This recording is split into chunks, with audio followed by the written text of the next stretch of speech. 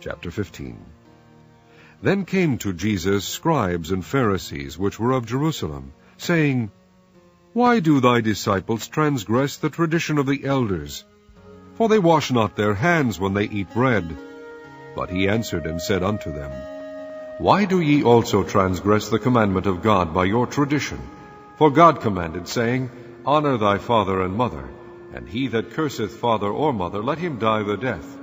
But ye say, Whosoever shall say to his father or his mother, It is a gift, by whatsoever thou mightest be profited by me, and honor not his father or his mother, he shall be free.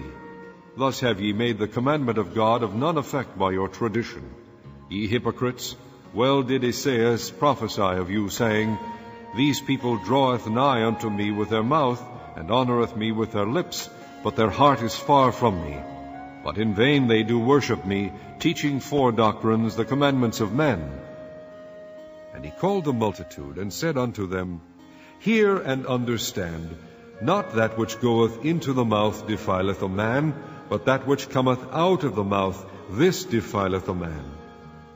Then came his disciples, and said unto him, Knowest thou that the Pharisees were offended, after they heard this saying? But he answered and said, Every plant which my heavenly Father hath not planted shall be rooted up. Let them alone. They be blind leaders of the blind, and if the blind lead the blind, both shall fall into the ditch. Then answered Peter and said unto him, Declare unto us this parable. And Jesus said, Are ye also yet without understanding? Do not ye yet understand that whatsoever entereth in at the mouth goeth into the belly, and is cast out into the draught? But those things which proceedeth out of the mouth come forth from the heart, and they defile the man. For out of the heart proceed evil thoughts, murders, adulteries, fornications, thefts, false witness, blasphemies. These are the things which defile a man. But to eat with unwashen hands defileth not a man. Then Jesus went thence, and departed into the coasts of Tyre and Sidon.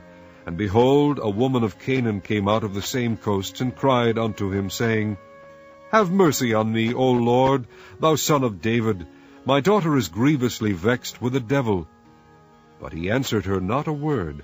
And his disciples came and besought him, saying, Send her away, for she crieth after us. But he answered and said, I am not sent but unto the lost sheep of the house of Israel. Then came she and worshipped him, saying, Lord, help me.